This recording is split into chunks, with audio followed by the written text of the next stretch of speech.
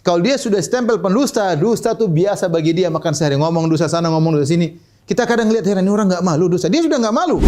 Dia meninggalkan kewajiban santai saja, dia melakukan maksiat santai saja. Ini jadi masalah.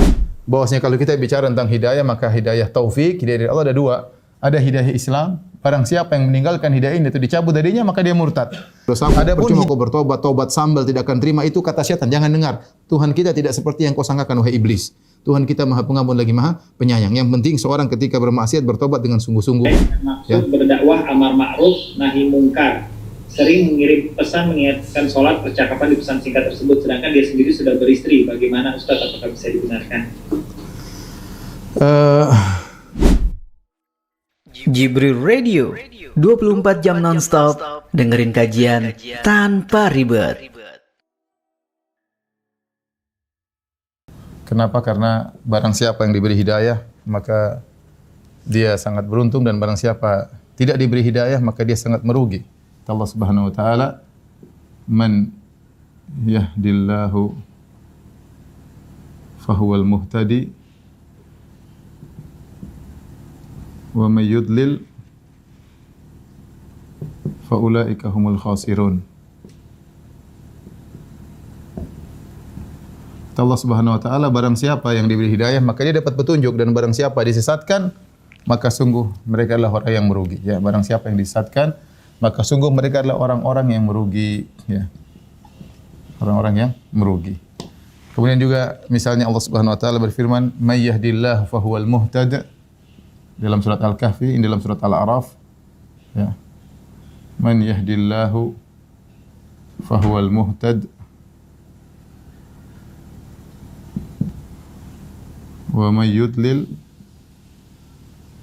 falan tajida lahu waliyyan mursyida.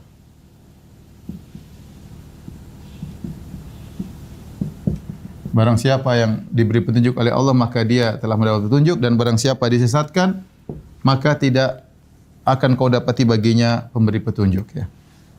Siapa yang sesat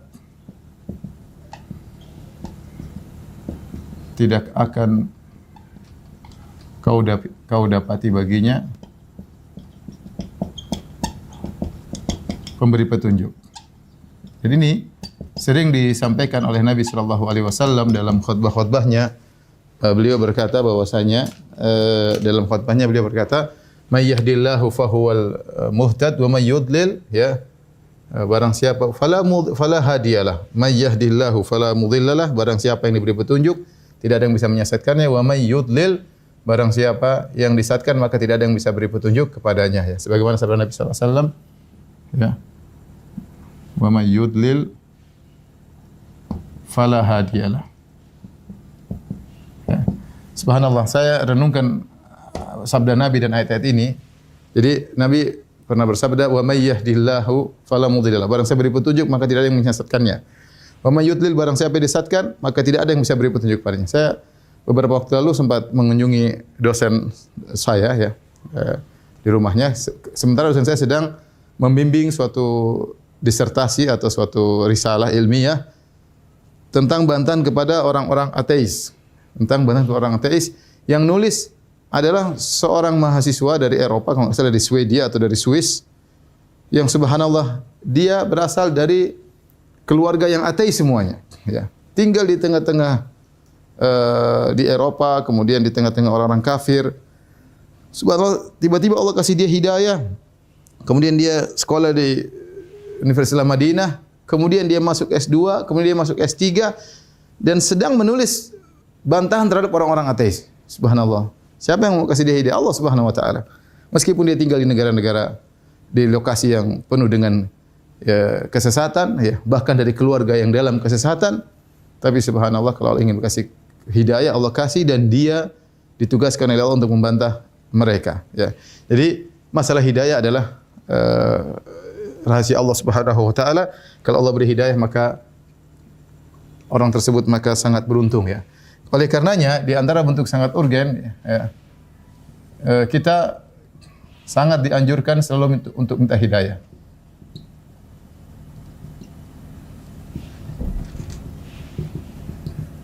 Dan ini banyak sekali, ya.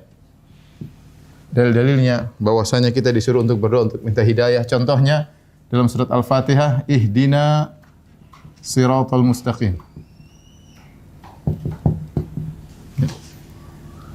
Dan sama sebaliknya, siapa yang disesatkan, ya kita kembali ini, siapa yang disesatkan tidak ada yang bisa beri petunjuk. Contoh, ya contohnya seperti istrinya Nabi Nuh, ya, suaminya seorang rasul, istrinya kafir. Anaknya Nabi Nuh, bapaknya seorang rasul, anaknya kafir. Istri Nabi Lut, suaminya seorang nabi, istrinya kafir. Sebaliknya Fir'aun yang ngaku sebagai Tuhan, istrinya wanita solehah bahkan penghuni surga. Jadi subhanallah, siapa yang Allah beri kehendak beri hidayah, tidak ada yang bisa menghalanginya, dan siapa yang Allah sesatkan tidak ada yang bisa memberi hidayah kepadanya. Di antara orang munafik tinggal di zaman Nabi SAW, langsung berguru kepada Nabi SAW, langsung melihat ceramah-ceramah Nabi, melihat akhlak Nabi SAW, tetapi ternyata mereka tidak dapat hidayah. Allah tidak buka hidayah bagi mereka. Oleh karenanya seorang berusaha untuk selalu minta hidayah. Ihdinas siratal mustaqim, ini kita baca minimal 17 kali ya sehari, ya, 17 kali sehari. Ya Allah, berilah kami petunjuk pada yang lurus. Nabi SAW, kita juga doa misalnya dalam doa kunut, ya, dalam doa kunut, Allahumma hdini, ya. Kita hafal Allahumma hdina fi man hadait, ya. Fi man hadait. Ya Allah, berilah petunjuk kepadaku bersama orang yang Kau beri petunjuk kepadanya, ya. Fi man hadait. Kemudian juga seperti doa Nabi SAW, Allahumma inni as'alukal huda wat tuqa wal afafa wal ghina. Ya Allah, sungguhnya aku mohon kepada Engkau petunjuk, ya. Jadi kita memerlukan hidayah. Baik. Hidayah apa yang kita perlukan? Ya, dijelaskan oleh Ibnu Qayyim, dijelaskan oleh Ibnu Katsir rahimahullahu taala. Apa hidayah yang kita perlukan?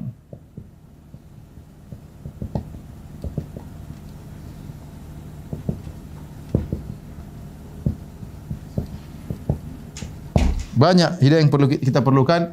Yang pertama di antaranya hidayah menuju kebenaran. Menuju kebenaran. Bisa jadi kita di atas kesesatan sehingga kita butuh hidayah agar Allah memberi petunjuk kita kepada kebenaran tersebut. Yang kedua, hidayah ya untuk tegar di atas kebenaran tersebut. Ya, mungkin seorang mengatakan, Ustaz, kita sudah Islam, kenapa minta hidayah terus? Iya, hidayah agar Anda tegar, istiqomah di atas hidayah tersebut. Kemudian hidayah yang lain adalah hidayah ya agar bisa menjalankan syariat dengan benar. Banyak orang mereka sudah di atas hidayah, tetapi mereka menjalankan hidayah tersebut tidak benar. Mereka sudah sholat tapi sholatnya enggak benar, kurang bagus. Mereka sudah puasanya enggak benar. Untuk menuju puasa kita butuh hidayah. Untuk bisa tegar puasa butuh hidayah. Untuk menjalankan puasa dengan baik butuh hidayah. Untuk bisa sholat butuh hidayah. Untuk menjalankan sholat, tegar di atas sholat butuh hidayah. Agar bisa sholat dengan benar butuh hidayah tersendiri. Kemudian lagi di antaranya ya masih banyak ya kebaikan-kebaikan ya yang kita tidak tahu, yang kita butuh hidayah Allah kepadanya. Masih banyak ya. Hati kita belum terbuka untuk ini, hati kita belum terbuka untuk itu. Kalau Allah tidak kasih hidayah, kita enggak akan tahu itu kebaikan. Ya. Banyak kita lihat kebaikan, kita tidak tertarik. Allah butuh Allah kasih hidayah agar kita melangkahkan kaki menuju kebaikan tersebut. Jadi ketika kita merenungkan tentang model-model hidayah yang kita perlukan ini, maka wajar saja jika kita tiap hari ya harus minimal berdoa ihdinas siratal mustaqim 17 kali sehari dalam salat-salat wajib ya. Karena banyak hidayah yang kita butuhkan. Ya, Ibnu Qayyim merinci masih banyak lagi. Selain ini saya ringkasin aja dari perkataan Ibnu Qayyim dan juga dari perkataan Ibnu Katsir dalam tafsirnya. Baik. Jadi kita sangat dianjurkan untuk minta hidayah. Baik, berikutnya yang mau kita bahas adalah macam-macam hidayah.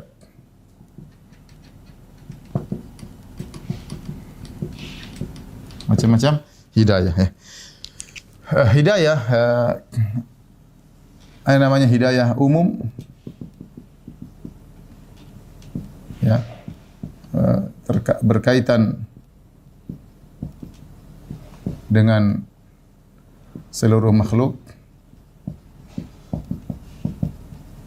bahkan hewan.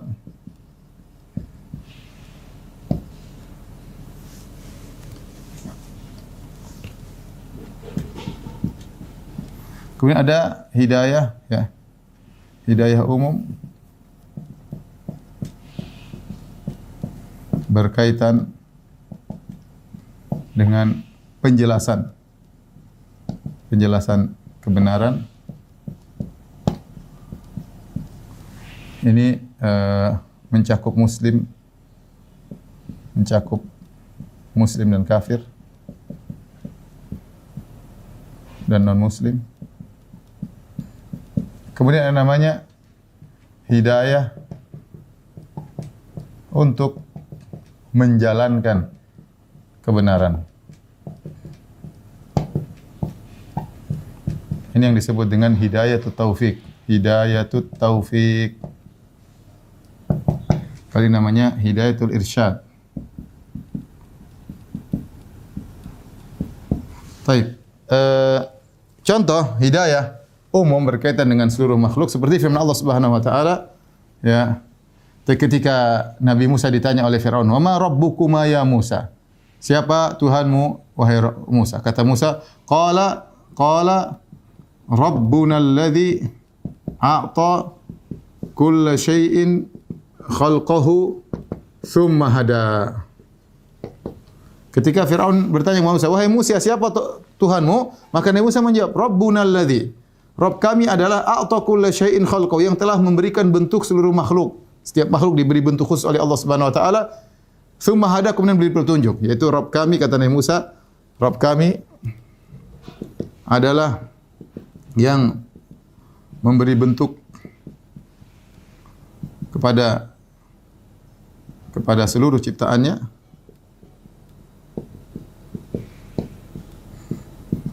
lalu memberi hidayah. Hidayah ini kata para ulama maksudnya apa? Maksudnya adalah insting. Ini maksudnya adalah insting, ya, naluri.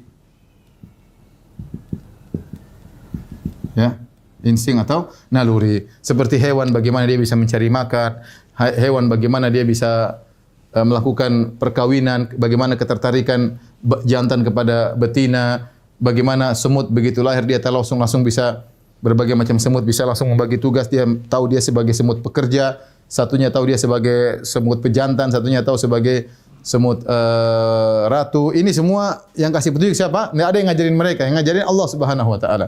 Sebagaimana seorang anak baru lahir, tahu-tahu dia belum punya ilmu sama sekali, enggak ngerti sama sekali, mungkin mata pun belum bisa terbuka, belum bisa melihat, telinga mungkin belum bisa mendengar, tapi ketika disodori puting ibunya dia langsung bisa nyusui. Siapa yang ngajarin? Allah, tsumma hada. Ya, seperti firman Allah juga Subhanahu wa taala dalam ayat yang lain dalam surat Sabbihisma rabbikal a'la alladzi khalaqa fasawwa walladzi qaddara wa hada.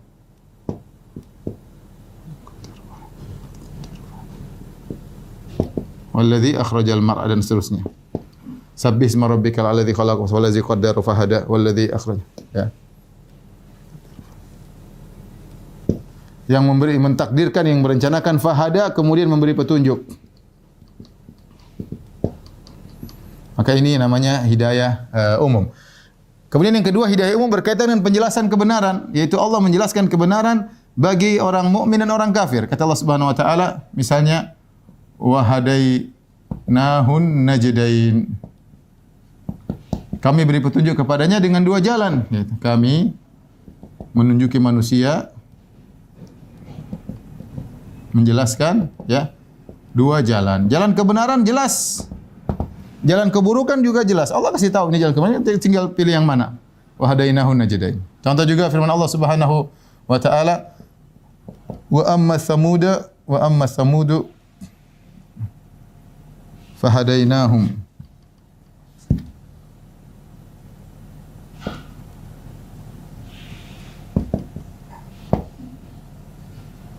fastahabbul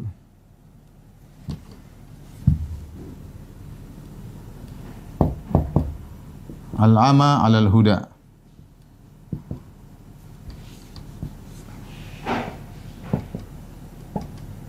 Kata Allah Subhanahu wa taala, adapun kaum Samud, fahadainahum, kami beri petunjuk kepada kaum Samud.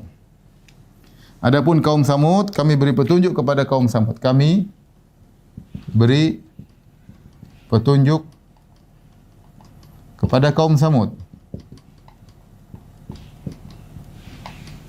Kata Allah kemudian apa? Fastahabbul ama 'alal huda. Mereka lebih mendahulukan kebutaan daripada petunjuk. Allah kasih petunjuk tapi mereka tidak ikut. Namanya hidayatul irsyad. Hidayah dalam rangka memberi penjelasan. Dan ini semua banyak yang bisa melakukannya. Ini bukan khusus buat Allah Subhanahu wa taala. Ya, ini kalau ini murni hanya Allah. Ini hanya Allah. Kalau ini enggak, ini para dai juga bisa melakukan.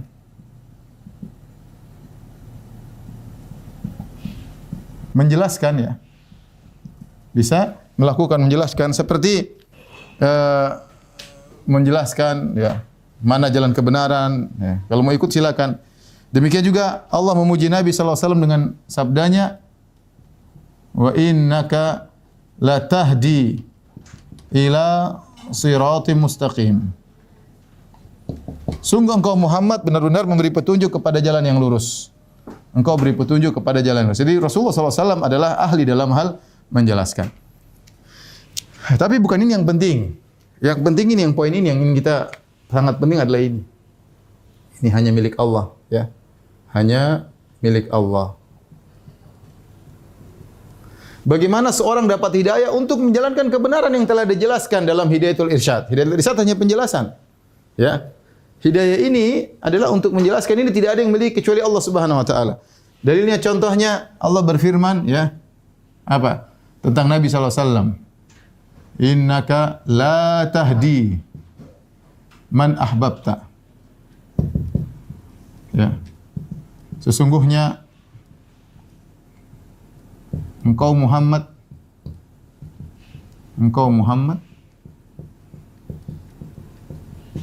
tidak bisa memberi petunjuk kepada orang yang kau cintai.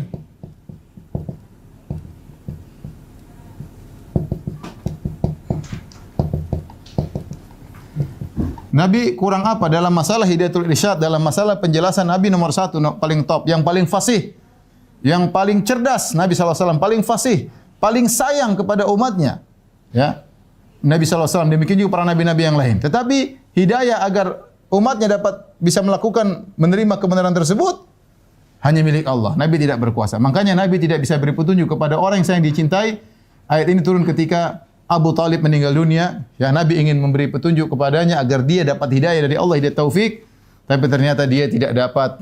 Maka Allah mengatakan innaka la tahdi man ahbabta. Wahai Muhammad, kau tidak bisa beri petunjuk kepada orang yang kau cintai. Karena ini hidayah taufik hanya milik Allah. Para rasul tidak memiliki hidayah ini. Ya. Para rasul tidak memiliki hidayah ini. Mereka hanya memiliki hidayah irsyad, hidayah ini. Ini hanya milik Allah. Oleh karenanya, perhatikan sini ya. Nabi tidak bisa memberi hidayah kepada pamannya. Pada pamannya, Abu Talib. Demikian Abu Lahab. Abu Lahab juga paman Nabi. Ya. Abu Talib dan Abu Lahab. Contoh lagi, Nuh alaihissalam tidak bisa beri hidayah kepada istrinya dan anaknya. Bahkan meninggal kafir di depan matanya anaknya. Sama, Lut alaihissalam tidak bisa beri hidayah kepada istrinya. Ya, seperti ini. Jadi ini yang kita fokus ya.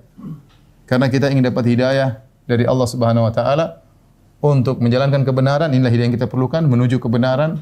Kalau sudah kita jalankan, kita ingin tegar di atas kebenaran. Kalau sudah tegas kebenaran, kita ingin menjalankan syariat tersebut dengan benar, bukan asal-asalan. kalau sudah kita jalan, kita pingin hidayah-hidayah yang lain. Hidayah-hidayah yang lain ya. Saya kasih contoh ini ya, contoh ya. Misalnya agar terbuka hati ya. Contoh sederhana begini. Ada orang menjelaskan tentang salat. Seorang mau salat atau tidak. Ustadz menjelaskan tentang salat, itu namanya hidayat taufik. Logikanya begini, ya. Ustadz mengajak salat. Mengajak salat. Ya. Ini namanya hidayat irsyad. Hidayat al-irsyad, menjelaskan. Menjelaskan. Kemudian selanjutnya terbuka hati untuk sholat. Terbuka hati untuk sholat. Ini namanya hidayah taufik. Ini milik Allah Subhanahu wa taala. Hidayah taufik. Ya. Kemudian selanjutnya untuk sholat, kemudian hidayah untuk tegar, rajin sholat terus. Agar istiqomah dalam sholat. Agar istiqomah dalam sholat. Ini juga adalah hidayah taufik, sama. Hidayah taufik. Ini juga butuh hidayah dari Allah. Kemudian agar ya sholat dengan khusyuk. Agar sholat dengan khusyuk.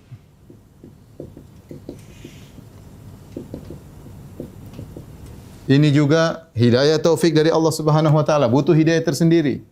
Hidayatut taufik. Ya, hidayatut taufik. Nah, inilah ya. Nanti ingin lagi dibukakan pintu-pintu kebaikan yang lain. Dibukakan pintu-pintu kebaikan yang lain. Baik. Ini ikhwan, habis ini kita lanjutkan lagi. Ini sementara ini dulu tentang macam-macam hidayah ya. Macam hidayah. Setelah itu baru kita sebutkan secara terperinci, baru kita tahu ciri-ciri orang yang meninggalkan hidayah atau tidak mendapat hidayah.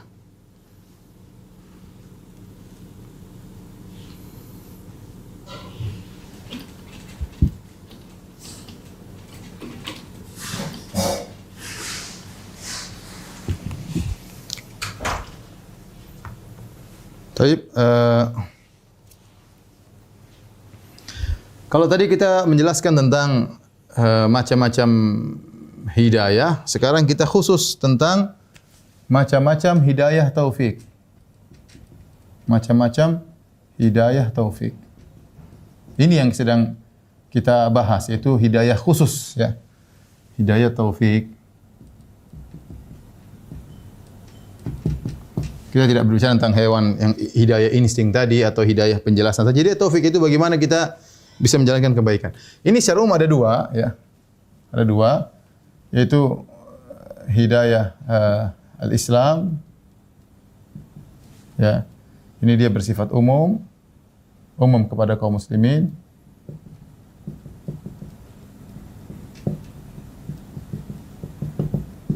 Kemudian ini hidayah yang terperinci, hidayah yang terperinci.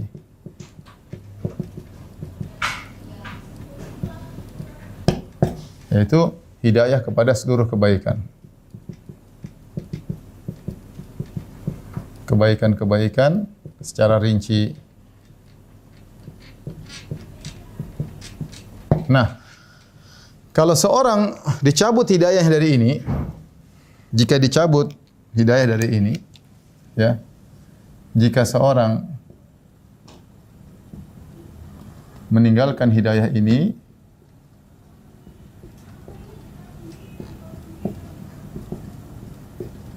berarti apa? Berarti dia murtad. Dia murtad. Berarti dia murtad. Ya. Kalau ini tidak, tergantung. Orang meninggalkan hidayah ini, maka tergantung apa hidayah yang ingin dia tinggalkan. Nah, macam-macam hidayah ini banyak ya. Allah sebutkan dalam Al-Quran, hadis-hadis Nabi SAW. Contohnya ya, lapang dada dalam menerima syariat. Ya, kata Allah Subhanahu wa taala dalam ayatnya, wa man yurid ayyahdiyahu yashrah sadril Islam. Wa man yurid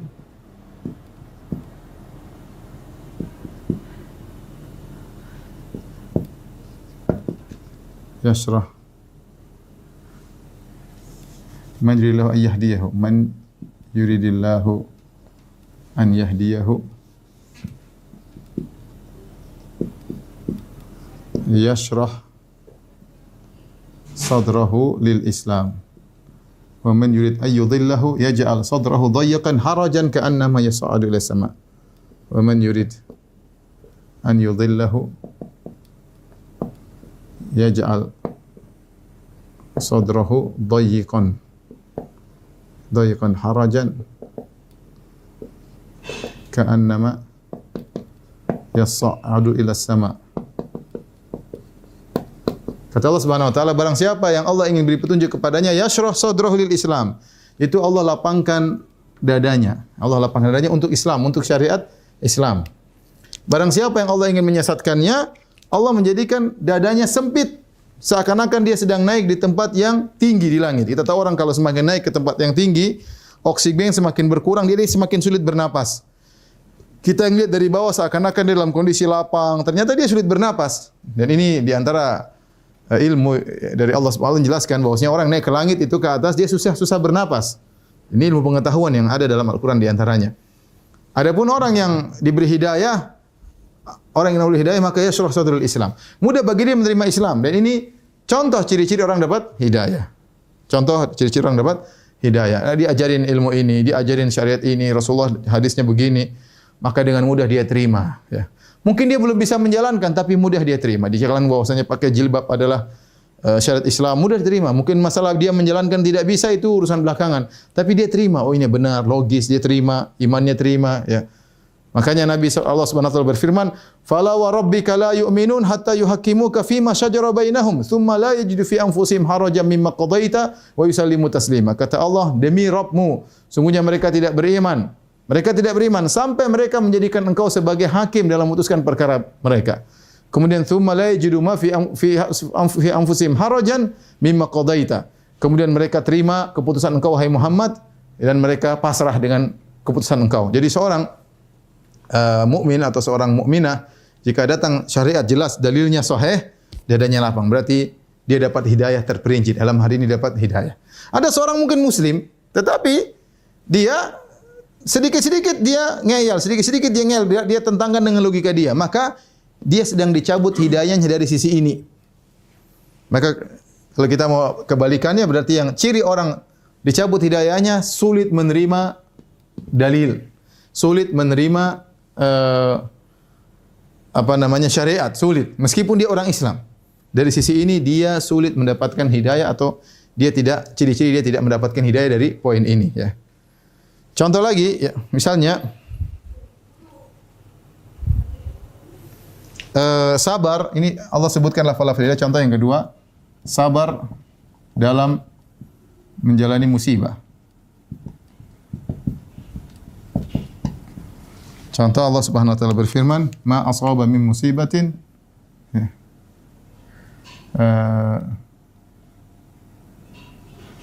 illa fi kitabin, sebentar ayatnya. Ma asaba min musibatin illa bi idznillah. Ma asaba min musibatin illa bi idznillah.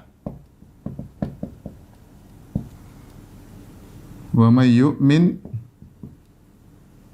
yahdi qalbah. Kata Allah, tidaklah musibah menimpa suatu musibah kecuali dengan izin Allah. Tidaklah musibah menimpa musibah kecuali dengan izin Allah. Sudah takdir.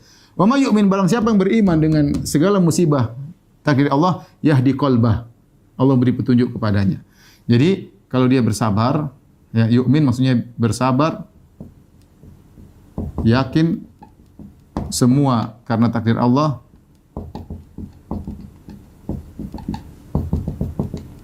maka dia dapat hidayah.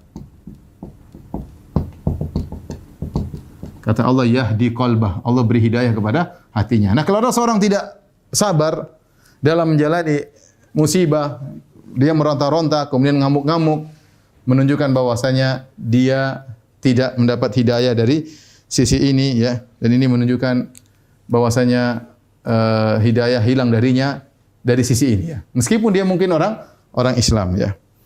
Kemudian juga misalnya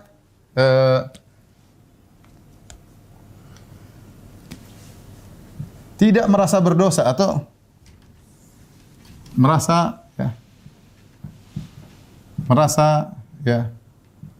bersalah jika melakukan kemungkaran.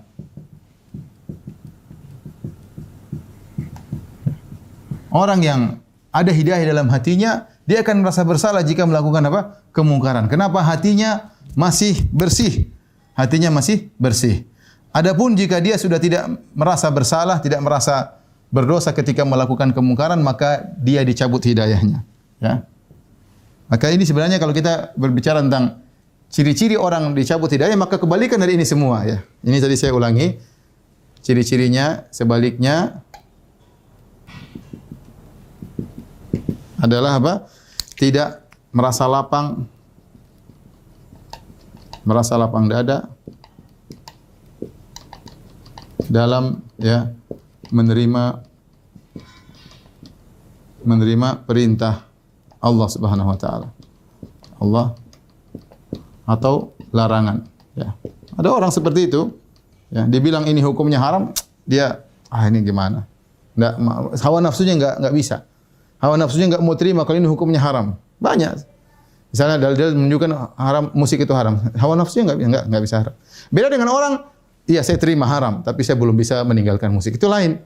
Tapi kalau enggak haram, ini karena begini, pakai dalil, pakai otak, pakai logika, padahal dalilnya jelas. Ijma ulama. Ya, berarti dia hidayah dalam hal ini tidak ada, ya. Hatinya tidak lapang, ya. Contoh tadi, orang yang sabar dalam menjalani musibah, dia dapat hidayah dari Allah Subhanahu wa taala. Berarti sebaliknya, ya. Protes, ya, ciri-ciri protes terhadap takdir Allah. Takdir atau keputusan Allah. Yang protes tersebut nampak dari apa? Dari sikapnya. Dengan lisannya, kata-kata, kenapa begini, kenapa? Dari sikap badannya, yang mungkin dia merobek-robek bajunya, menampar-nampar pipinya. Kata Nabi SAW, laisa minna man darabal khududa wa syaqqal juyuba wa da'a bid'al jahili. Bukan dari golongan kami orang yang terkena musibah kemudian menampar-nampar pipinya, merobek bajunya dan menyeru dengan seruan jahiliyah, ya. Contoh lagi, merasa bersalah jika melakukan kemungkaran. Kenapa? Karena hati, jika hati masih benar, dia masih mengenal kebenaran. Hati masih ada hidayah,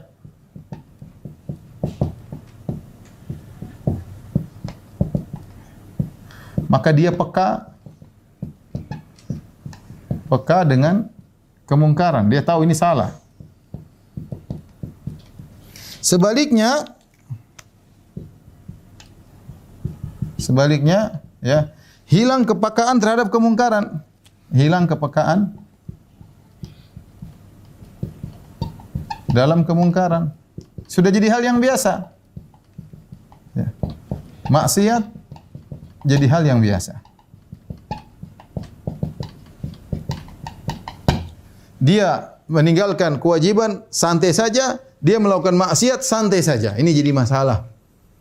Oleh karenanya Nabi bersabda dalam hadis, innal abda idza, ya, sungguhnya seorang hamba jika melakukan kemungkaran, nukitat fi qalbi nuktatun sauda, maka diberikan titik hitam dalam hatinya. Kalau dia terus bermaksiat terus hatinya hitam sampai tertutup. Itu yang disebut dengan ran. Kalla bal rana ala qulubihim. Sungguhnya hati mereka tertutup dengan ran, yaitu hitam sudah meliputi hati mereka. Kalau sudah hitam meliputi hati mereka, maka susah. Kemungkaran dia anggap biasa, kemaksiatan dia anggap biasa, meninggalkan maksiat dia meninggalkan kewajiban dia anggap biasa, melakukan maksiat dia anggap biasa. Dan ini yang kita khawatirkan zaman sekarang ini. Terlalu sering, ya, oleh karena seorang yang selalu melakukan maksiat terbiasa. Jadi kecanduan bahkan dianggap biasa, tidak merasa pilu hatinya sama-sama sekali. Seperti kita contoh sekarang, kita sebanyak di antara kita hidayah ini hilang. Contoh melihat aurat wanita yang terbuka di medsos. Seharusnya kita tahu itu maksiat. Seharusnya kita melihat seorang terbuka, kemudian terlihat sebagian dadanya, terlihat sebagian betisnya. Harusnya kita merasa, aduh ini kenapa saya lihat seperti ini. Tapi karena terbiasa, hitam lagi di hati kita, hitam. Untuk poin ini kita merasa biasa dan tidak merasa dosa sama sekali. Bahkan untuk istighfar kepada Allah yang enggak. Kenapa? Saking biasanya. Wa'udzubillah ya. Ya, oleh karenanya hati-hati ya. Dan itu bahaya karena sering terbiasanya. Makanya Ibnu Qayyim rahimahullah, seperti orang meninggalkan salat, meninggal sekali, mungkin sedih, kedua gelisah, lama-lama terbiasa. Maksiat, minum khamar sekali merasa takut, lama-lama biasa, enggak ada masalah. Jadi seakan-akan hal yang biasa sampai hatinya tertutup, dia tidak merasa berdosa. Kalau orang punya iman, dia melakukan masih, dia pasti masih berdosa, bertobat ya Allah. Meskipun dia melakukan lagi, berarti dia masih ada hidayah dalam hatinya. Tapi kalau saya melakukan maksiat berulang-ulang dan dia nyaman-nyaman saja, ini berarti hidayah telah dicabut dari hatinya. Contoh, seorang suka berdusta. Apa kata Nabi sallallahu alaihi wasallam? Wa la yazalul 'abdu yakdzib wa yataharral kadzib hatta yuktaba indallahi kadzaban. Ada seorang hamba suka berdusta, bahkan dia sengaja untuk berhiastaharra, yaitu sengaja untuk melakukan dusta. Terus dia melakukan demikian, kata Nabi sallallahu alaihi wasallam, hatta yuktaba indallahi kadzaban, sampai distempel oleh Allah dia seorang pendusta. Kalau dia sudah stempel pendusta, dusta itu biasa bagi dia, makan sehari ngomong dusta sana, ngomong dusta sini. Kita kadang lihat heran, ini orang enggak malu dusta. Dia sudah enggak malu. Kenapa? Karena sudah terstempel oleh Allah pendusta. Kita yang lihat mungkin aneh. Sama seorang wanita misalnya keluar buka auratnya, mungkin pertama dia malu, mungkin tutup kanan, tutup kiri, begini, lama-lama dia buka, lama tampil, lama-lama bertelanjang bulat pun dia tidak mau, lama-lama dia berhubungan dengan laki dia, shooting filmnya dia sebarkan, dia tidak punya malu. Kita bilang kenapa enggak punya malu? Sudah tertutup hatinya. Dalam poin ini katanya sudah hidayah dicabut dari hatinya. Waliyadzubillah. Ya. Sama meninggalkan kewajiban ya. Malah salat, dari mungkin laki-laki malah salat berjamaah, malah salat, kemudian malah salat ini dan akhirnya biasa. Makanya Ibnu Qayyim rahimahullah dalam nuniyahnya berkata, "Wallahi law annal quluba salimatun la taqatta'at asafan minal hirmani." Kata Ibnu Qayyim, demi Allah seandainya hati seorang itu bersih, ya, la taqatta'at, maka dia akan sedih kalau ada terhalangi dari kebaikan, ya. Terhalangi dari kebaikan. Makanya di antara hidayah adalah merasa bersalah jika melakukan kemungkaran, ya. Dan selanjutnya cabangnya adalah merasa bersedih jika luput dari kebaikan.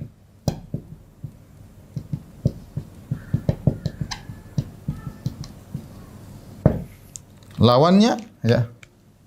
Sebaliknya, tanda ciri dicabut hidayah, santai-santai saja meskipun luput dari kebaikan.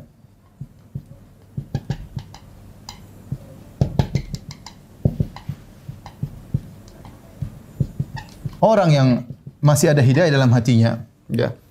Kalau dia misalnya terlambat bangun subuh, wah dia merasa sedih banget, ya. Kenapa saya terlambat bangun subuh? Kenapa salat subuh di waktu jam 7? Kenapa salat subuh jadi salat duha? Dia merasa sedih. Kenapa saya ini? Ada apa dengan saya? Kenapa saya terlambat? Seperti itu. Berarti hatinya masih jalan, ya. Tapi kalau hidayah sudah dicabut, mau salat subuh jadi salat duha, mau salat subuh jam 9 tiap hari, cuek aja. Enggak masalah. Bahkan kalau imannya lebih tinggi, dia tidak salat malam, dia sedih. Kenapa saya tidak salat malam hari ini? Ada sesuatu yang hilang dari dirinya. Berarti hatinya masih bersih. Walau annal quluba wallahi law annal quluba salimatun la taqatta'at asafa minal hirman. Kata Ibnu Qayyim rahimahullah taala, demi Allah kalau hati seorang itu bersih, maka dia akan tercabik-cabik jika dia terhalangi dari kebaikan. Dan ini dalam banyak hal, seperti ada kesempatan untuk berbakti kepada orang tuanya. Terus dia tidak bisa bantu orang tuanya, dia sangat sedih. Pintu kebaikan tidak bisa dia masuki. Ada halangan, ada ini. Tapi kalau orang hatinya sudah mau orang tuanya mau ini, dia cuekin aja, ya, cuekin aja. Berarti hidayah telah dicabut dari hatinya, ya.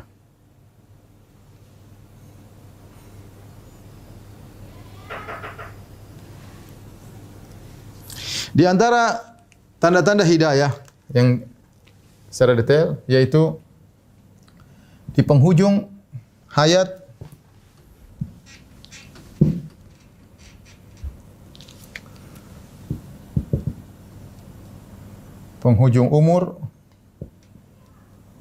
umur rajin beribadah. Ya, rajin beribadah.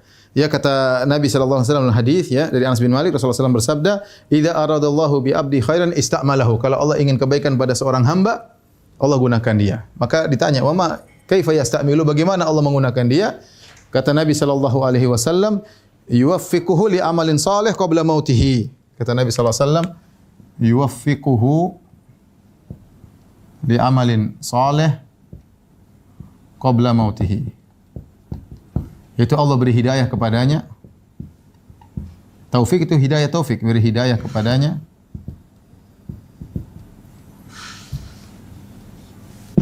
Hidayah kepadanya sebelum meninggal. Kalau Anda lihat ada orang di masa tua, mungkin dulunya bajingan, dulunya brengsek, masa tua, rambut udah putih, rajin ibadah ke masjid, berzikir, ya, ikut pengajian itu, ini orang dapat hidayah. Ini yang disebut husnul khatimah. Tapi kalau sebaliknya, sudah tua,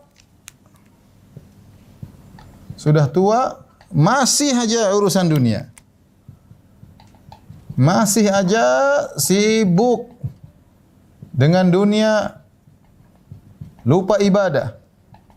Ketahuilah, ini orang paling sengsara, hidayah dicabut darinya di penghujung umurnya. Waliyadzubillah. Ya, kita berusaha untuk rajin ibadah di masa muda. Makanya di antara 7 golongan yang Allah naungi pada hari kiamat, di antaranya kata Nabi sallallahu alaihi wasallam, syabun nasya fi ibadatillah. Anak muda yang sudah taat kepada Allah di masa mudanya. Sejak masa muda sudah taat kepada Allah Subhanahu wa taala. Apalagi di penghujung hayatnya. Berarti Allah beri hidayah, beri taufik kepadanya di penghujung hayat, rajin beribadah, ini orang diberi taufik. Nah, orang seperti itu ada. Saya dapati beberapa orang seperti itu, masa mudanya tahu-tahu, masa tuanya tahu-tahu rajin ibadah. Tapi kalau sebaliknya, di masa tua masih sibuk ini, sibuk ana, sibuk ini, subhanallah. Salat ketinggalan, salat ini, baca Quran enggak pernah. Waliyadzubillah. Itu hidayah dicabut dari Allah Subhanahu wa taala, ya.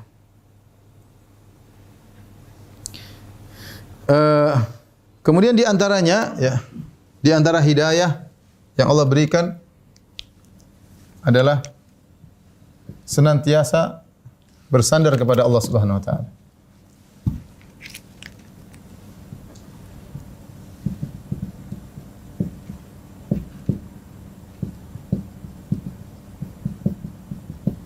Makanya di antara doa Nabi sallallahu alaihi wasallam, "Ya Hayyu ya Qayyum bi rahmatika astaghits fa aslih li sya'ni kullah wa la takilna nafsi tarfata ain." Ya, kata Nabi sallallahu alaihi wasallam, "Wa la takilni ila nafsi tarfata ain." Ya Allah, jangan Kau serahkan diriku kepada diriku sendiri,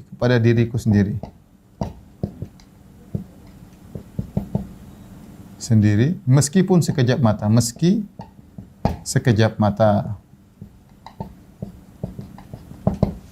Jadi seorang dalam kesehariannya dia harus senantiasa bertawakal kepada Allah.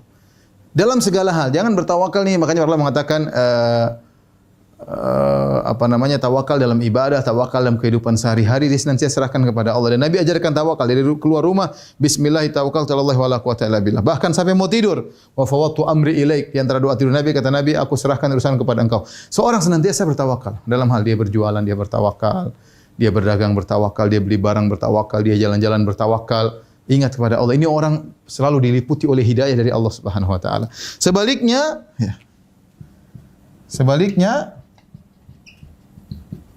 kapan dia bersandar kepada dirinya? Kapan dia pede, percaya diri, pede dengan dirinya, lupa dia pede karena dirinya. Ada orang pede karena saya sudah bersandar kepada Allah, saya pede. Itu benar kalau itu. Fa idza azamta fatawakkal. Jika kau telah berazam bertawakal, artinya serahkan kepada Allah dan pede. Kenapa? Di belakang saya ada Allah. Tapi banyak orang juga yang dia pede dengan dirinya sendiri, lupa kepada Allah. Merasa kagum dengan kecerdasannya, kagum dengan kepiawaiannya dalam berdagang, dalam orasinya, dalam kekuatannya, dalam kepintarannya, ya, maka ini orang yang sedang dicabut hidayah dari Allah Subhanahu wa taala sehingga dia rawan terkena penyakit ujub waliyadzubillah, ya. Ini ya, contoh hidayah dan masih banyak ya. Saya kasih contoh sederhana, saya ingin sampaikan kepada ikhwan sekalian dan akhwat bahwasanya kalau kita bicara tentang hidayah, maka hidayah taufik, hidayah dari Allah ada dua. Ada hidayah Islam, barang siapa yang meninggalkan hidayah ini itu dicabut darinya maka dia murtad. Adapun hidayah yang terperinci seperti ini, maka bisa jadi seorang dapat sebagian hidayah, namun dia tidak dapat hidayah yang lain situ. Bisa jadi dia dapat sebagian ini, namun yang ini tidak. Nah, kita berusaha senantiasa minta hidayah kepada Allah, semua hidayah. Bahkan dalam akhlak. Apa kata doa Nabi SAW? Allahumma hdini li ahsanil akhlak. Itu butuh hidayah. Ya, Allahumma hdini li ahsanil akhlak. Mungkin saya tambah di sini. Ya, hidayah untuk akhlak mulia. Berakhlak mulia. Ya akhi, ini enggak mudah. Antum bisa untuk berakhlak mulia. Akhlak mulia banyak. Tidak pelit. Kalau enggak Allah enggak kasih hidayah, orang jadi pelit. Akhlak mulia, murah senyum. Kalau Allah tidak kasih hidayah, orang susah murah senyum. Sabar dengan keluarga, sabar dengan suami, sabar dengan istri, sabar anak-anak, tidak mudah. Kalau Allah tidak kasih hidayah, orang enggak bisa berakhlak. Ya, makanya doa Nabi, wahdini li ahsanil akhlaqi, la yahdi li ahsaniha illa ant, wasrif anni sayyi'ah la yasrif anni sayyi'ah illa ant. Ya Allah, berilah petunjuk kepadaku kepada akhlak yang terbaik. Tidak ada yang bisa beri petunjuk kepadaku kepada akhlak yang baik kecuali Engkau ya Allah. Wasrif anni sayyi'ah, jauhkanlah aku dari akhlak yang buruk. Tidak ada yang bisa beri petunjuk kepadaku, tidak ada yang bisa menjauhkan aku dari akhlak yang buruk kecuali Engkau ya Allah. Ini contoh akhlak ini untuk kita bisa terperinci, bisa ini, bisa bisa ini, bisa sabar, bisa murah senyum, bisa tidak pelit, ya. Kemudian bisa tidak suka marah-marah, ya. Ini semua butuh hidayah dari Allah Subhanahu wa taala. Dan ini namanya hidayah terperinci ini. Hidayah terperinci ini bisa jadi seorang mendapati sebagian, kemudian dicabut dari sisi yang lain. Tapi ada yang sangat berbahaya seperti ini. Ini contoh, ini hidayah yang sangat penting. Kalau seorang ternyata dicabut, kemudian tidak mau mengikuti syariat Islam atau jengkel dengan syariat Islam, maka ini bahaya. Ini bisa terjerumus dalam kekufuran. Ini sangat parah seperti ini. Ya. Satu lagi yang terakhir, mudah-mudahan sebagai penutup, ya, di antara hidayah adalah mengikuti manhaj para sahabat.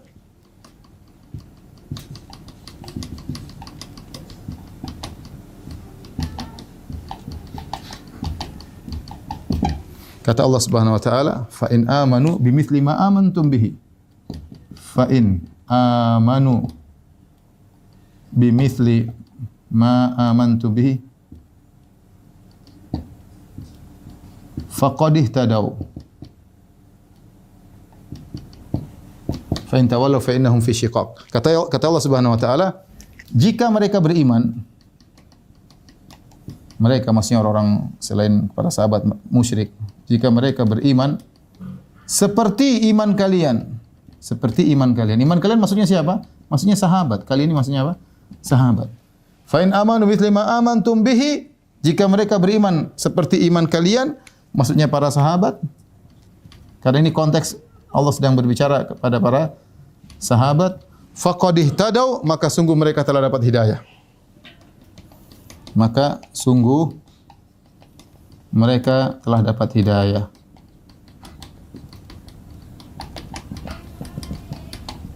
Nah, kalau orang tidak mau mengikuti manhaj para sahabat, merasa lebih pintar daripada sahabat, merasa lebih rajin daripada para sahabat, merasa lebih berkreasi dalam para sahabat, ya, maka waspada, berarti dia sedang keluar dari hidayah. Dia keluar daripada hidayah. Dia tidak puas dengan cara ibadah para sahabat, ya, tidak puas dengan imannya para sahabat, dan dia ingin iman-iman sendiri, ingin model-model ibadah sendiri, maka sungguhnya dia keluar dari hidayah. Demikian saja yang disampaikan kepada para mirsa. Allah Ta'ala alam bisawab. Kalau ada yang bertanya, saya persilahkan.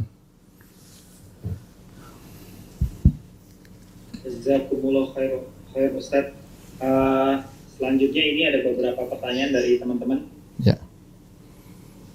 Yang pertama dari Ahmad di Sidoarjo, mau nanya, Ustaz, apakah hidayah itu harus dicari atau pasrah, terserah Allah? Hidayah dicari. Jadi seorang mencari hidayah dengan dua, dengan berusaha, ikhtiar kalau bahasa kita, dengan berdoa. Makanya Allah Subhanahu wa taala dalam hadis qudsi mengatakan, "Ya ibadi, kullukum dhal illa man hadaituhu fastahduni ahdikum." Wahai hamba-hambaku, sungguhnya kalian seluruhnya sesat kecuali yang minta petunjuk kepadaku. Maka mintalah petunjuk kecuali yang aku tunjuki. yang aku beri hidayah. Saya ulangi kata Allah, kullukum dhal, seluruh kalian sesat illa man hadaituhu, kecuali yang aku beri petunjuk, fastahduni, mintalah petunjuk kepadaku. Ahdikum, niscaya aku akan beri hidayah kepada kalian. Jadi seorang selain berdoa tadi, doa-doa Nabi, Allahumma hdini ahsanal akhlaq, ya Allah berilah aku petunjuk kepada akhlak yang mulia. Allahumma nas'alukal huda, ya Allah berilah aku berikan hidayah, ihdinas siratal mustaqim, itu doa. Kemudian berusaha, ya. Berusaha, kita ingin dapat hidayah ilmu, kata Nabi innamal ilmu bita'allum, punya ilmu dengan belajar. Wa man yatasabbar yusabbirullah. Barang siapa yang punya akhlak, pengin punya akhlak sabar, kata Nabi wa man yusabbirullah, wa man yatasabbar, siapa yang berusaha belajar bersabar, yusabbirullah, Allah berikan dia kesabaran. Kata Allah Subhanahu wa taala, walladzina jahadu fina, barang siapa yang bersungguh-sungguh dalam jalan-jalan kami, lanahdiyannahum subulana, kami akan bukakan pintu-pintu hidayah yang lainnya. Nah, jadi harus dua, yaitu jangan pasrah. Kalau pasrah gimana ya? Dua-duanya kita minta dan kita berusaha. Jangan seperti orang Yahudi, sudah dibuka pintu hidayah depan mereka, mereka berpaling. Makanya maghdub alaihim, dimurkai oleh Allah Subhanahu wa taala. Mereka mencari, bayangkan ini orang Yahudi, mereka mencari kapan Rasulullah diutus oleh Allah. Mereka sengaja tinggal di kota Madinah karena mereka tahu nabi terakhir tersebut akan berhijrah. Mereka tahu ciri-cirinya semuanya. Begitu datang nabi tersebut, mereka berpaling. Mereka berpaling. Usaha tapi mungkin tidak berdoa kepada Allah Subhanahu wa taala, ya. Falamma ja'ahum ma arafu kafaru bih. Kata Allah, tatkala datang kepada mereka apa yang mereka telah ketahui sebelumnya tentang nabi tersebut, kafaru bih, mereka kafir kepada nabi tersebut. Wallahu a'lam bishawab. Lanjut ya Ustaz. Ya. Bismillah, jika sudah dapat hidayah untuk taat beribadah, kemudian maksiat, kemudian beribadah, kemudian maksiat, nah itu sampai kapan Ustaz? Tadi saya bilang selama hati kita, ya, namanya manusia seperti itu, imannya naik turun. Selama kita masih merasa kepedihan, itu kita maksiat, kita merasa sedih, itu masih ada hidayah.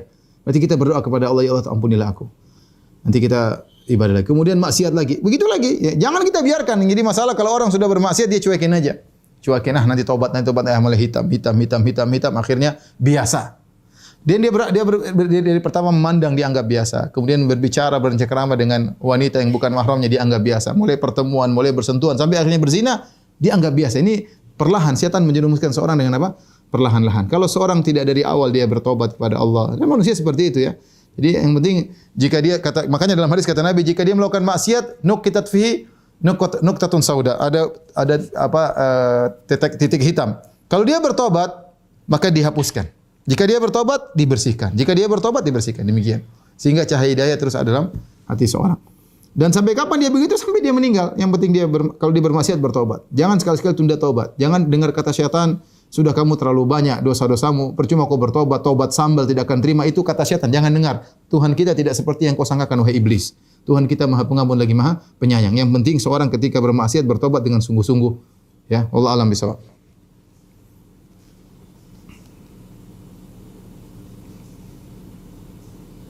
Silakan.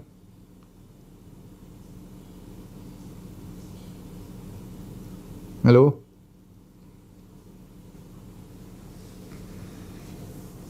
Pak.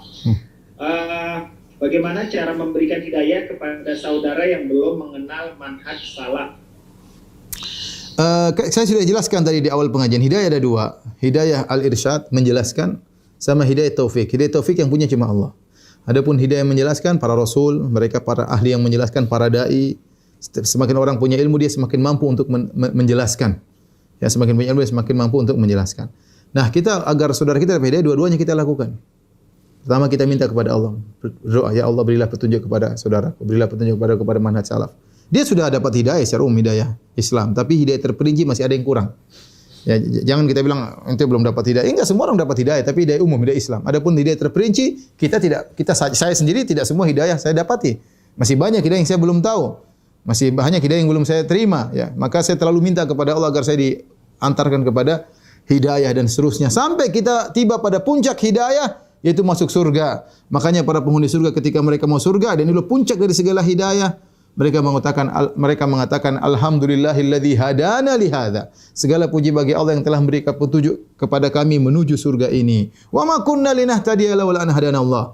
Dan kami tidak dapat hidayah kecuali Allah berikan hidayah kepada kami. Nah, karena kita ingin saudara kita dapat hidayah, lakukan dua-duanya. Pertama yang penting hidayah taufik, berdoa kepada Allah, ya Allah berikan hidayah kepada dia. Yang kedua kita berusaha menjelaskan hidayatul irsyad. jelaskan pelan-pelan, kasih link, ya. Jangan modelnya bertengkar, kasih pandangan meskipun dia nolak, coba kamu dengar dulu deh. Saya tidak pandai menjelaskan, coba dengar dulu deh. Oh, saya enggak mau dengar dulu deh, nanti baru kita diskusi misalnya. Pelan-pelan sambil kita doakan. Dengan demikian mudah-mudahan Allah beri hidayah kepada saudara tersebut. Wallahu a'lam bishawab. Ustaz, bagaimana jika seorang saudara kita terus-menerus berbuat maksiat bahkan sampai kriminal, bahkan sempat membuat ancaman fisik? Apakah dengan melaporkan ke aparat keamanan dengan harapan agar dia bertobat dan mendapat hidayah, apakah itu sesuatu yang berlebihan? Saya rasa tidak, ya. Seorang terkadang dia baru dapat hidayah dengan dengan penjeraan. Ya, kalau menurut kita jika dia tidak dilaporkan dia semakin terus merajalela, maka kita boleh laporkan. Oleh karenanya datanglah namanya hukum had. Kenapa orang mencuri tangannya dipotong? Supaya dia jera, supaya dia berhenti sehingga dia kembali kepada hidayahnya. Kenapa orang kalau berzina yang belum nikah dicambuk? Agar dia jera, ya.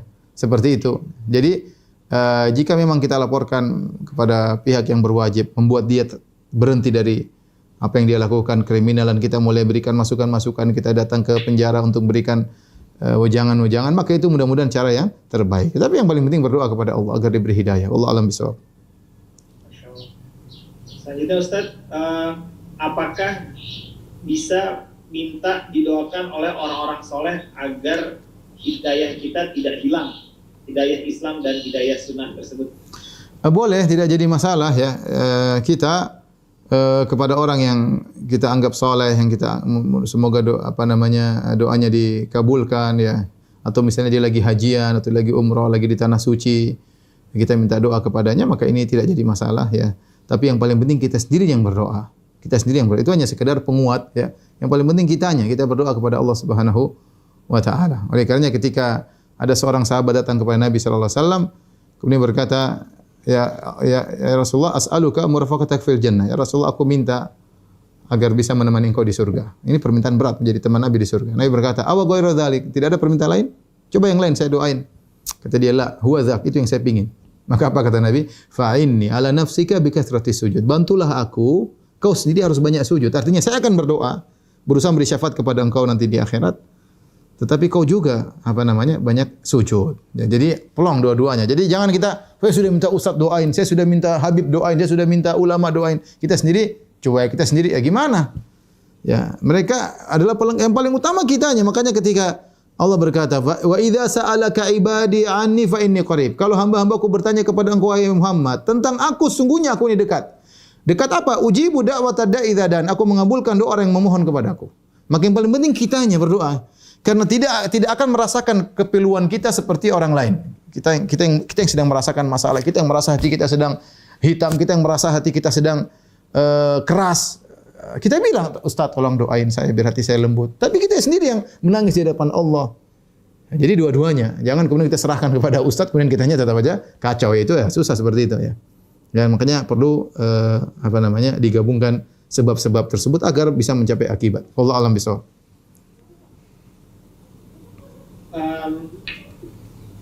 Ustaz, Ya. Allah tidak akan menciptakan sesuatu dengan sia-sia. Pertanyaannya, maksud penciptaan orang yang tidak dapat hidayah, misalnya orang Kristen, tapi sikapnya baik sekali dan sangat tinggi hablum minannasnya.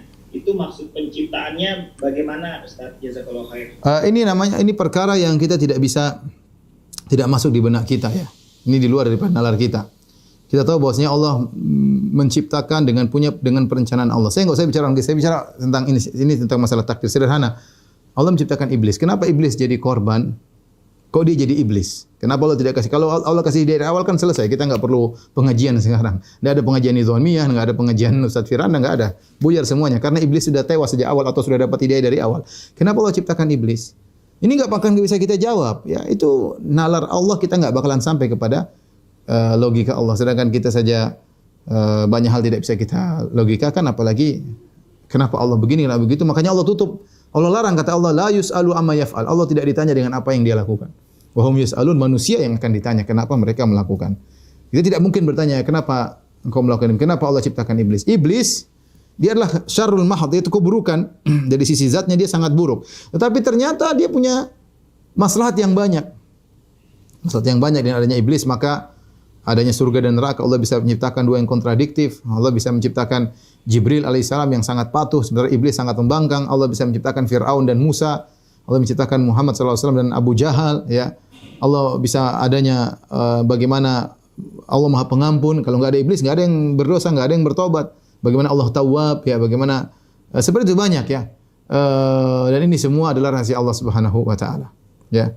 Sampai ada seorang ateis mengatakan, bisakah Allah menciptakan semuanya tidak ada yang buruk, semuanya baik, semuanya enak, semuanya nyaman, semuanya orang minta apa sih dipenuhi? Kita bilang ya itu, ya kalau kalau orang dikasih seperti itu, kira dia mau jadi Tuhan, dia mau jadi apa saja.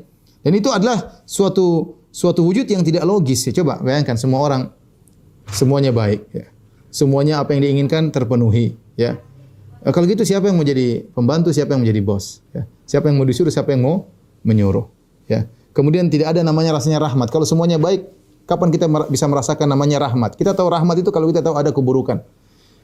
Kita baru tahu namanya kasih sayang kalau kita tahu kejahatan, ya. Kalau semuanya sempurna semuanya, kemudian tanpa ada lawannya, ya ini bukan ciptaan yang baik.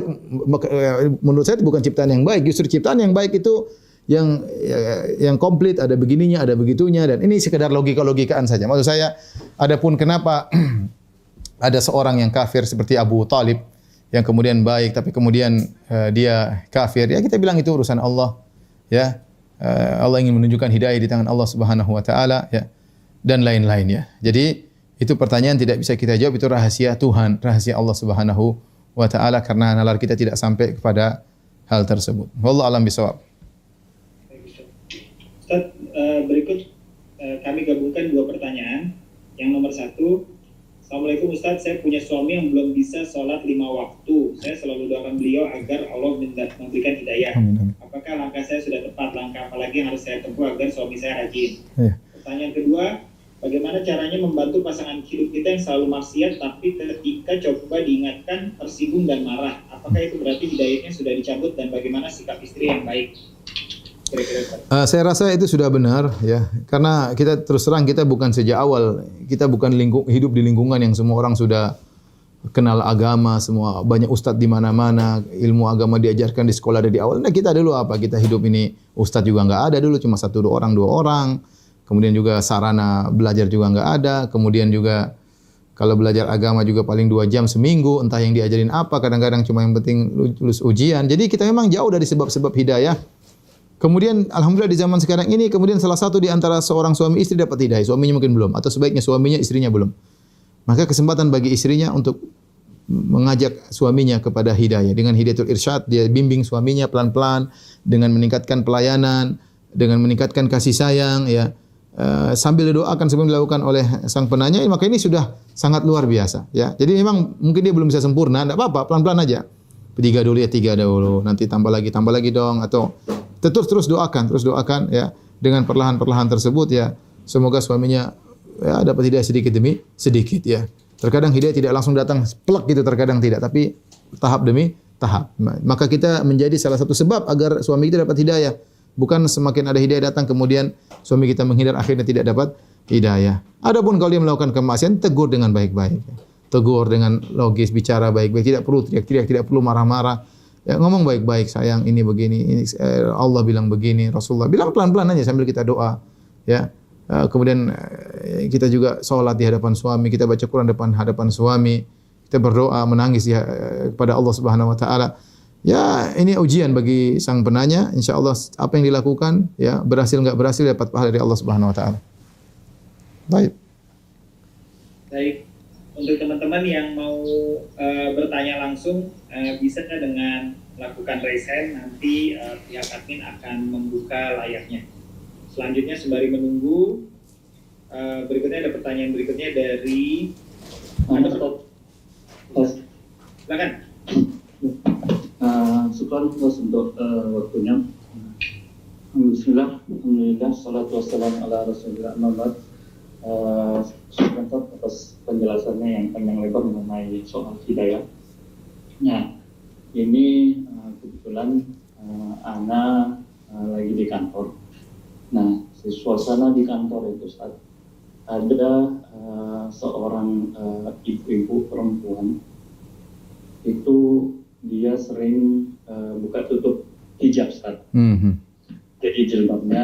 dia sering buka tutup. Dan kadang kalau anak lewat atau anak lagi membersihkan, anak melihat ibu itu yang tidak memakai jilbab, bahkan dia sering berjalan-jalan, Ustaz. Jadi dia tidak di tempatnya, kadang dia berjalan keluar tidak memakai hijabnya. Nah, itu sudah sering tegur. Beliau lakukan seperti itu, Ustaz. Jadi kadang anak itu khawatir, Ustaz. Apakah dengan itu anak takutnya dengan seringnya melihat itu, dengan tidak sengaja, dengan seperti itu, bahkan anak juga sudah menasehati, sudah beberapa kali menasehati bahwa tolong jangan dibuka hijabnya, atau memang mau dibuka hijabnya di tempat-tempat yang tertutup.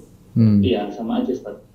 Ya seperti angin lalu lah. Bahkan tempat Anda dibilangi, awas ada ini saya kan Abu Faisal lewat, bahaya nanti selalu haram gitu kan. Jadi seperti itu. Jadi saya takutnya, Ustaz, dengan seringnya seperti itu yang Ustaz tadi bilang, sedikit demi sedikit noda hitam ya. Noda hitam itu ada muncul setiap seperti itu. Itu gimana kira-kira, Ustaz? Apa yang anak harus lakukan dan apa solusi yang saya bisa memberikan nasihat sehingga dia mungkin bisa lebih berhati-hati seperti itu. Ya, saya rasa saya rasa kondisi memang berat ya. Nasihat sudah dilakukan, tapi jangan meskipun mereka ngejek, mungkin lupa doain ya Allah berilah hidayah kepada ibu fulan itu biar tidak mengganggu saya, tidak mengganggu pemandangan saya ya.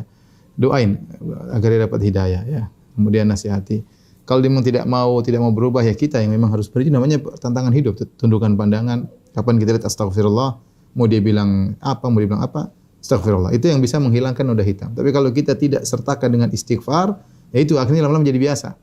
Tapi kalau setiap kita mandang astagfirullah ya Allah, taubat. Kemudian kita kerja lagi astagfirullah. Kamu kok lihat ketemu saya astagfirullah ya, bilang saya minta maaf, minta ampun kepada Allah karena tidak kuasa lihat kamu.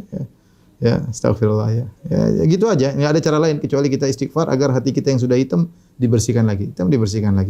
Adapun kalau kita cuek, kita ketawa-ketawa dengan dia, jadi biasa nanti akhirnya kita tidak merasa itu suatu kemungkaran, bahkan suatu hal yang mungkin kita nikmati lama-lama. Wallahu a'lam bishawab.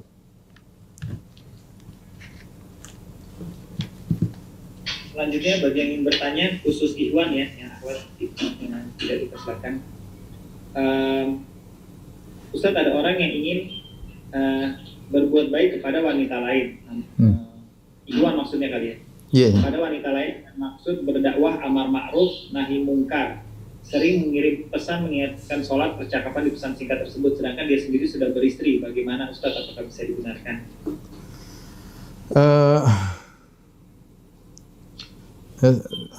Sebenarnya sih boleh, cuma kan yang penting kita nasihati ya, tidak ada niat yang lain. Cuma hati ini lemah ya, Hati ini lemah, sang wanita juga lemah, kita juga lemah ya.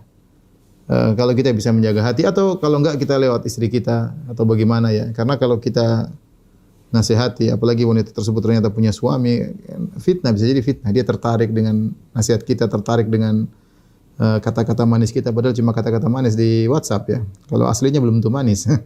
Makanya tatkala kadang-kadang timbul fitnah ya. Dan namanya laki-laki dan perempuan itu ya, ada stromnya ya. Nah, bagian Allah menciptakan dengan demikian.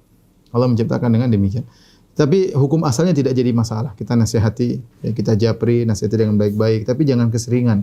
Apalagi kalau sudah mulai ada tanda-tanda canda-canda, ketawa ketiwi, ada ketertarikan, kita bisa ngerasakan itu. Yang khawatirnya kita yang tergoda, ya, misalnya dia mulai ini. Tapi kalau seandainya ini bisa dihindari, hanya sekedar menasihati, maka tidak jadi masalah. Kita japri, hukum asalnya tidak apa-apa. Agar dia dapat mulai ikut pengajian pelan-pelan. Kita kenalkan dengan istri kita lebih mudah. Kalau dia mulai tertarik, saya kenalkan dengan istri saya, ya. Seperti itu lebih menutup celah-celah ya. Karena setan masuk di antara pembicaraan laki-laki dengan wanita. Wallahu a'lam bishawab. Baik, Ustaz. Kepada Mas Abu Argi, silahkan. Waktu dan tempat. Assalamualaikum warahmatullahi wabarakatuh. Waalaikumsalam warahmatullahi wabarakatuh. Barakallahu fikum Ustaz. Ya. Ana minta nasihat Ustaz. Ana punya sahabat kita bertiga kita dalam satu grup WA kita beda kota, bahkan ada yang satu tuh di Kuwait gitu kan. Nah, Ana tuh berdua itu sudah lagi cari ilmu juga di manhaj salaf ini. Tapi yang satu ini masih belum gitu sampai sekarang. Kira-kira, nah ketika kita menasihati gitu kan, yang ada malah dia tuh malah balik marah gitu kan. Kemudian seolah-olah apa sih gitu. Kalian tuh, saya tuh tahu lah kalian dulu seperti apa gitu. Jadi nggak usah munafik lah, nggak usah seperti So alim lah.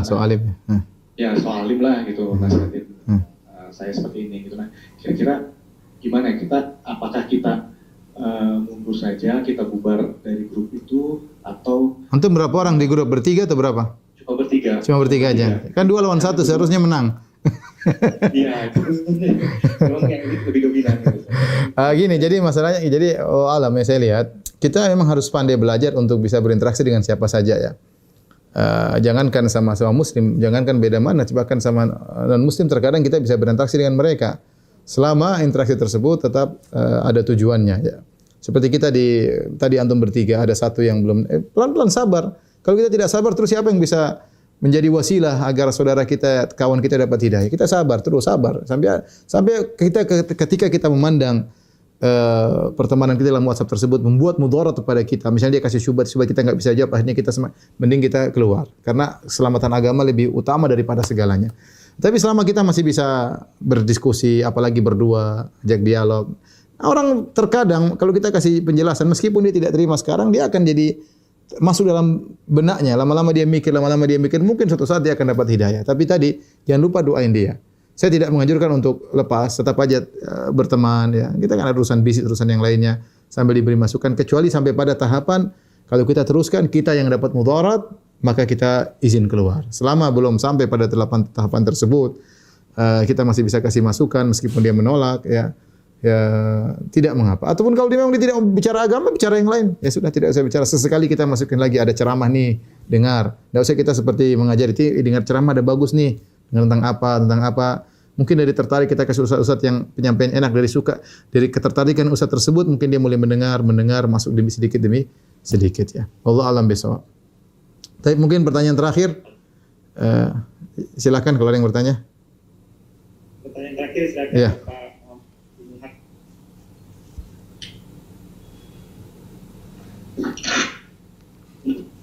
Bismillahirrahmanirrahim. Semoga Allah memberkahi Ustaz, Amin. tim dari kajian dan ikhwah fillah semuanya. Amin.